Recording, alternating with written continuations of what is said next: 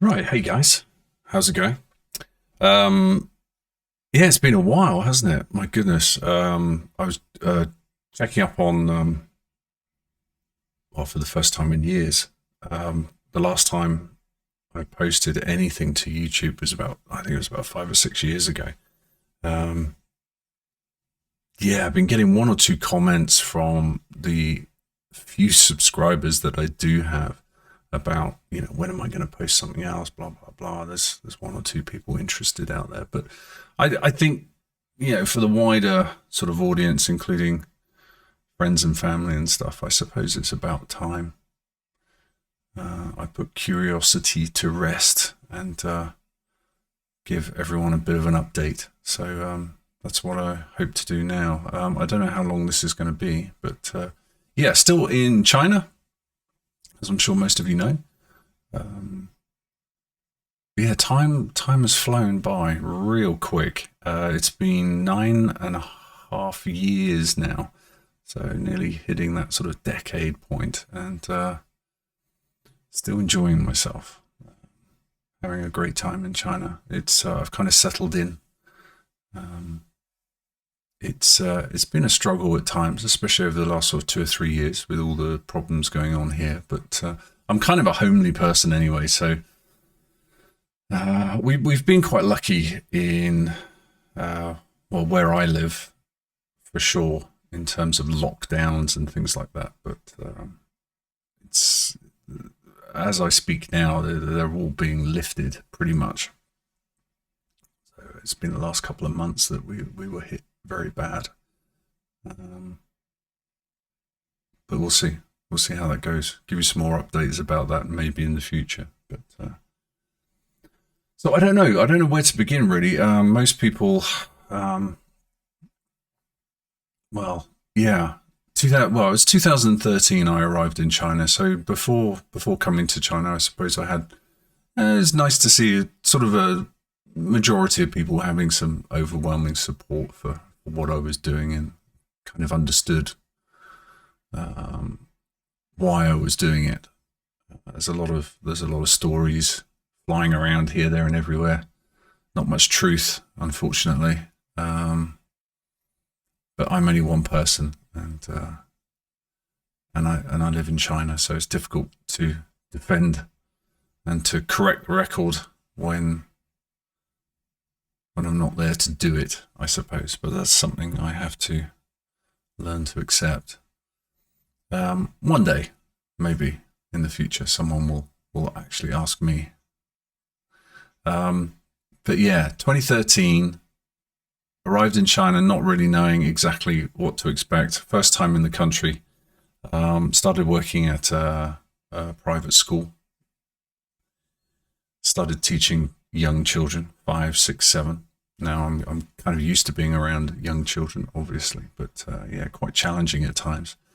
Um, it was about 6 months after that a girl by the name of Suya, a Chinese girl, started working there too. She, as it turns out, arrived in China literally within a couple of days that I did. She came from the US, where she had been studying. She was educated there at NYU, and unfortunately had to return. She didn't want to, but had to return because her father became sick, and he sadly died a couple of years ago now. But that's when we met. When she started working at the private school I was at. And not long after that, I suppose, we started dating. She's got pretty much perfect English. So she was in the US for about 13 years in total. So it's nice. After 3 years being at the private school, decided it was time to move on. I learned a lot about teaching. It's amazing how much you can learn about your own language. When it comes to the technicalities of the language, and how to teach it. You've got the grammar and the pronunciation and everything else that goes with it. Yeah, I had to study. I had to get the books out and learn from a great deal of people. Trial and error, a lot of it as well. Classroom management, trying to get to know what people are thinking all the time, and keeping your finger on the pulse of what's happening in the classroom is most of what a teacher does these days. Dare I say, I feel nowadays, I feel like, scary as it is to say, but a bit of a life coach more than a teacher. Some respond, some don't, but 3 years private school. It was time for me to move on, so I decided that university was the best place to go. I think I'd had enough of rolling around on the floor with 5-year-old children, and I was getting too old anyway. So I needed to stretch my brain a little bit more and talk about things which were a little bit more complicated, a little more complex than ABCs. So I've been there ever since at the university, Neda, which is supposedly the #1 university in the province, which is Inner Mongolia. I live in the capital, which is Hohhot. Inner Mongolia is kind of the northernmost province in China. It's very big, 4 times bigger than the UK, actually, but with only about a quarter of the population. I think it's about 28 million. It may be a bit more than that now. It's probably getting on to about 30, so maybe a third of the population. The capital city, Hohhot, it's about 400 miles west of Beijing. Pretty cold in the winter, -25, although blue skies. It doesn't rain. Not in the winter anyway. I think it stops raining about October and doesn't start again until February. So it's good in that respect. Very dry, static electricity all over the place. You go and greet someone, you shake their hands, and you throw each other across the car park.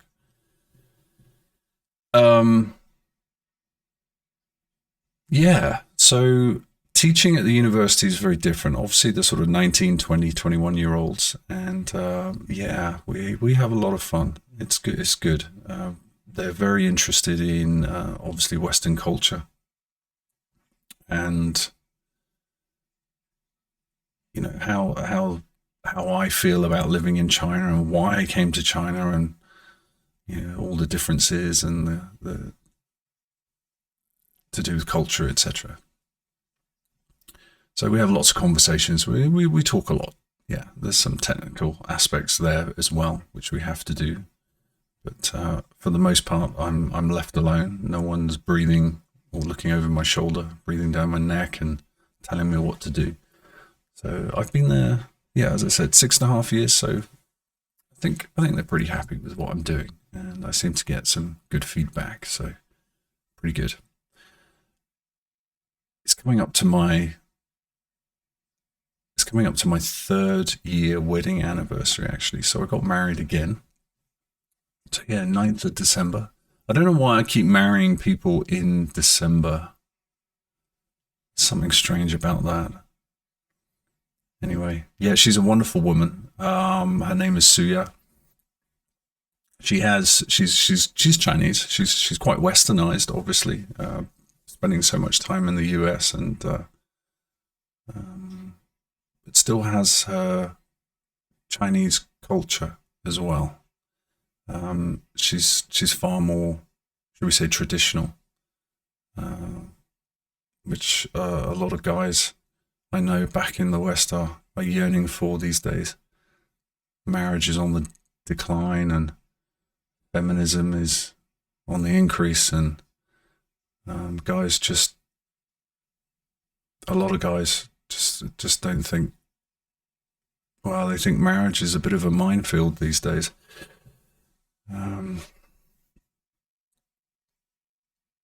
I think this is why we see a lot of guys moving out sort of east to find more sort of traditional partners, if you know what I mean. So she's great. She's wonderful. Of course, we don't have any kids. We're too old for that. But we moved. We moved into. We got given a, well, it was kind of a wedding present, I suppose. Fantastic, sort of huge 2-story, 5-bedroom apartment, which is the biggest house or apartment I've ever lived in. It's quite amazing, really. Turned one of the bedrooms into sort of a study or office, which is what I'm sitting in now, and another one into a gym. So the other two just stay empty for whoever wants to come around and stay for the night. It's too big. It's massive. I mean, the cleaning operation that goes on is crazy. So we're hoping to move again, I think. That'll be an update I'll probably give you in the future. Somewhere pretty exciting, actually. Something I'm looking forward to. Somewhere to definitely retire. A dream of mine that I've had for some time. So we'll see how that works out. Early stages. But if it does happen, I think it's going to happen pretty quick. We shall see. But anyway, what else have I been doing? So yeah, I got married. Talked about work. Yeah, it's been a little bit difficult, obviously, over the last sort of 2 or 3 years with all the pandemic situation. China's been incredibly strict with its rules and regulations. The policy has been pretty brutal at times, I have to say. I can't say much more than that. Yeah, speech is somewhat regulated. You can have lots of conversations privately, but publicly you can't really say these kind of things. I have quite a few criticisms of China, as many of you know, as I do for the UK and just about every other country that is in the world. There's always the pros and cons, if you like. However, as crazy as it sounds, and especially on balance, I would still prefer to live here. Yeah, for sure. I think I'll be here for the rest of my life. Yeah, sounds crazy, I know, but I would still, on balance, as I say, prefer to live here in China. Of course, one of the big reasons for that is it's cost of living as well. Cost of living. I mean, I work 16 hours a week. This semester, I've been lucky enough to ask, if those 16 hours can be put into 2 days, right? So I'm only working 2 days a week, and that works out really well. They're pretty long days. You're on your feet for 8 hours, and it can be quite wearing, especially there's a 2.5 hour lunch break. So you're not finishing until much later, 6:30, 7 o'clock in the evening, and you're starting at 8 in the morning. So it's 8 hours of teaching, but practically 12 hours on the ground, if you like, by the time you get home again. So it leaves me with a lot of free time. Again, with the restrictions over the last 2 or 3 years, we haven't been able to do very much. Fortunately, I have pretty much everything around me and my home comforts, if you like. So it hasn't affected me quite as much as other people who rely so heavily upon social interaction, right?